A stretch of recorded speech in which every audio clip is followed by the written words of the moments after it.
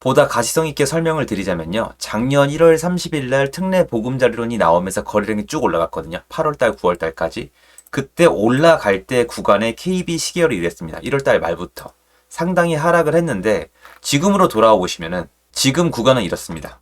예전과는 다르죠. 좀 더 지켜봐야 되겠지만 현장을 체크해봐도 과거만큼 많은 금매가 쌓여 있다가 거래량이 늘어나면서 금매가 팔리면서 하락이 이루어지고 있지 않다는 뜻이에요. 제가 말씀드리고 싶은 부분은 이번 거래량 상승이 일어난다면은 작년 거래량 상승 구간과는 차이점이 있다는 겁니다. 지금 이게 서울의 거래량인데요. 파란색이 전세, 초록색이 월세, 빨간색이 매매인데요. 보시면은 여긴 아직 취업이 안 끝난 거고요. 여기도 아직 취업이 안 끝났는데 좀 더 돼야 되거든요. 여기가. 보시면은 전세도 꺾이고 있고 월세도 꺾이고 있지만 여기 취업이 끝나봐야 되지만 매매는 벌써 지난달을 넘었어요.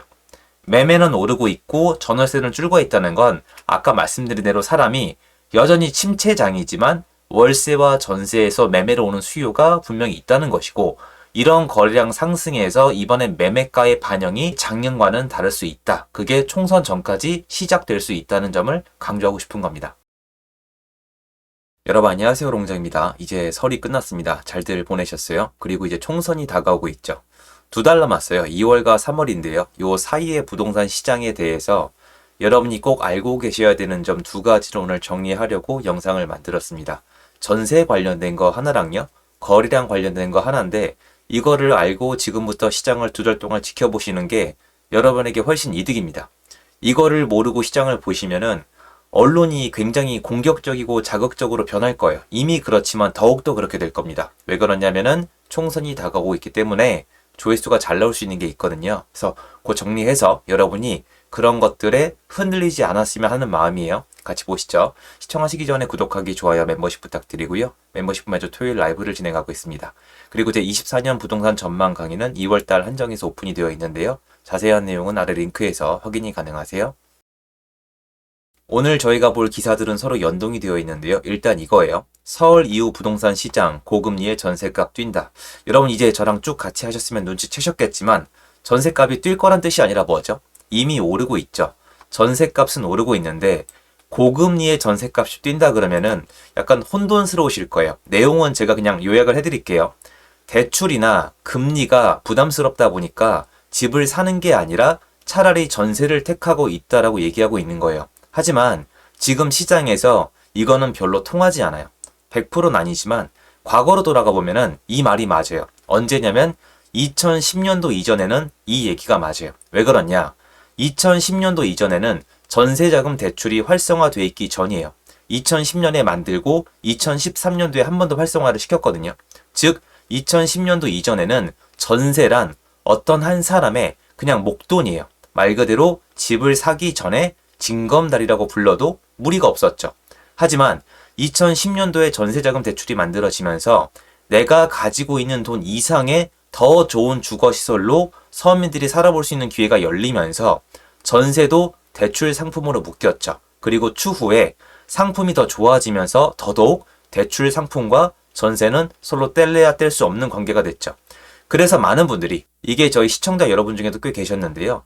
전세자금 대출을 막아라. 그걸 막아야지 전세 수요가 줄어서 부동산 가격을 안정시킬 수가 있다는 말씀을 하셨는데 맞는 말이라고 말씀을 드렸어요. 부분적으로. 하지만 그 당시 정치하시는 분들이 이 전 정권이었잖아요. 이 전 정권은 세입자분들을 굉장히 보호하는 데 초점을 맞추시기 때문에 이거를 쉽사리 건드릴 수가 없었는데 지금은 상당히 전세 대출이 많이 어려워졌어요. 과거에 비해서 제일 안 좋았던 시절에 비해서는 좀 좋아졌지만 여전히 만만하지가 않죠. 즉 이제는 대출과 전세값은 서로 연동이 됐다는 거예요. 그러면 오늘 제가 말씀드린 내용을 알고 보시면은 이 말은 부분적으로 약간 말이 안 된다는 걸 아실 수가 있어야 됩니다. 고금리가 되면은 전세도 메리트가 떨어집니다. 지금 전세만 대출이 싼 게 아니에요. 그렇지가 않습니다. 물론 상품별로 다르지만 그렇게 따지면은 신생아 특례 대출을 받으면은 매매의 대출 조건이 더 좋습니다. 전세 대출은 예전에 비해서 그렇게 만만치가 않아요. 그러면 고금리라서 전세값이 뛸까요? 이미 뛰기 시작한 지 꽤 됐죠. 그게 아니라 제가 예전부터 말씀드린 대로 월세가 너무 비싸니까 전세로 돌아오는 수요 정도입니다. 지금 전세가 팡팡 튀고 있는 건 아니에요. 그리고 이 전세를 택한 분들이 한동안 매매 쪽으로 좀 가셨어요. 작년 9월달 이전까지. 그러다가 다시 한번 안 좋은 상황이 찾아오면서 다시 한번 전세로 돌아가시면서 전세랑 월세가 같이 뜀박질을 하고 있는 게 현재 상황이에요. 즉 고금리에서는 전세 수요도 줄어들고 있다. 그럼 오늘 제 얘기의 포인트 중에 하나는 뭐냐? 전세가는 매매가랑 서로 연동이 된다는 뜻이 뭐냐면은 그 이후로 2010년도 이후로 전세가랑 매매가는 같이 금리의 영향을 받으면서 서로 전세가율이란 단어와 함께 연동이 됩니다. 전세가율이 서울 아파트의 경우에는 이게 다 다른데요, 지역마다. 한 65%에서 75%가 차면은 전세가가 매매가에 영향을 미쳐요. 전세를 택할 분들이 매매를 택하게 될 확률이 올라간다는 거예요. 통계학적으로. 왜 그러냐면 어차피 그 집에 거주할 목적인데 집이 10억인데 전세가 5억이면 전세가율이 50%잖아요. 이거는 서로 다른 게임인데 전세가율이 쭉 올라가서 한 75%를 꽂으면은 집이 10억인데 전세가 7억 5천인 거예요.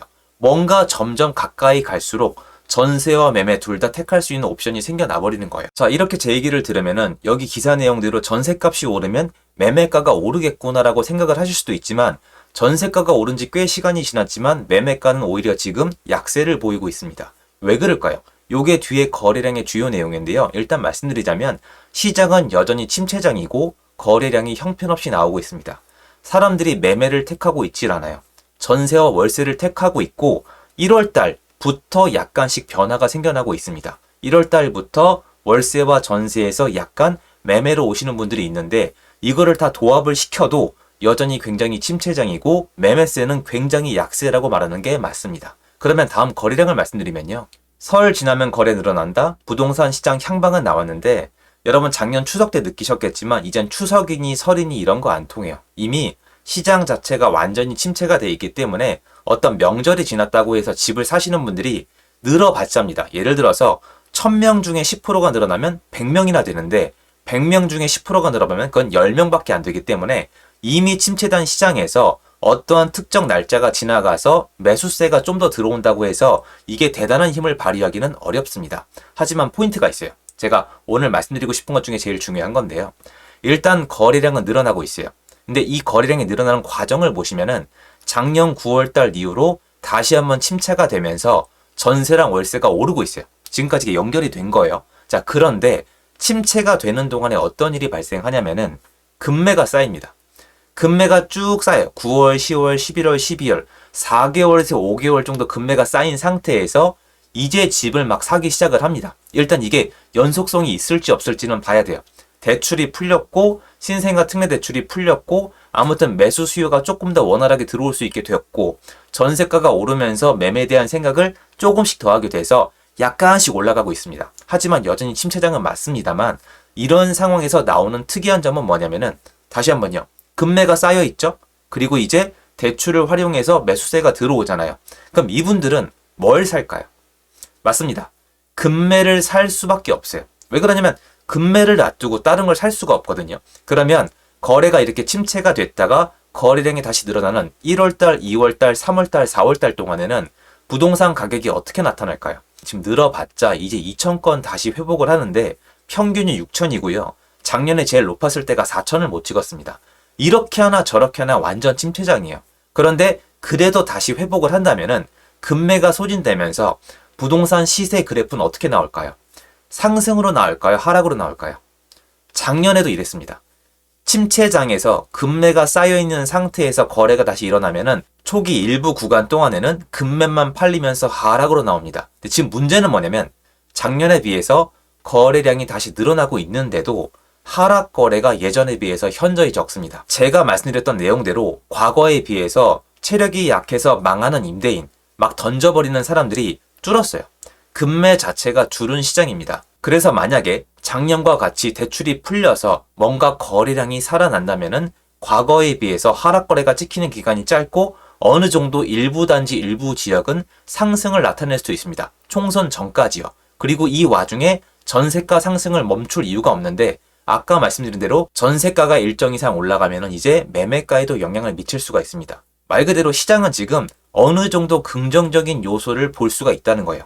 시장 전반적으로는 침체장이지만 다시 정리를 해드리자면 전세가 올라가고 있고 전세랑 매매는 과거의 대출로 엮이면서 서로 커플링이 됐고 전세가율이 아직 멀기 때문에 영향을 못 미치고 있고 침체장이기 때문에 매수를 택하고 있지 않지만 다시 한번 거래량이 늘고 있는데 이 상황에서 하락 거래가 많이 안 나오는 이유는 과거에 비해서 체력이 약해진 매도인들이 많이 줄었기 때문이고 이렇게 계속 진행이 되면은 일부 단지에서 강력하거나 빠르진 않겠지만 이건 상승이라기보다 회복이잖아요. 회복을 못했던 곳들에 만약에 매수세가 이어진다면 또 전세를 택할 분들이 매매를 택한다면 어느 정도까지는 회복하는 모습이 상반기에 슬슬 보일 수도 있습니다. 물론 하반기로 갈수록 이 현상은 심해질 건데 그 중간에 총선이 있잖아요. 총선은 큰 변수가 될 거거든요. 요거에 대해서는 제가 한번 계속 뭐가 이슈가 나올 때마다 점검을 해서 말씀을 드리도록 하겠습니다. 요거를 알고 설 이후와 총선 사이의 시장을 지켜보시면은 훨씬 더 많은 것들이 보이실 겁니다. 영상 도움됐으면 좋겠습니다. 좋은 하루 되세요. 감사합니다.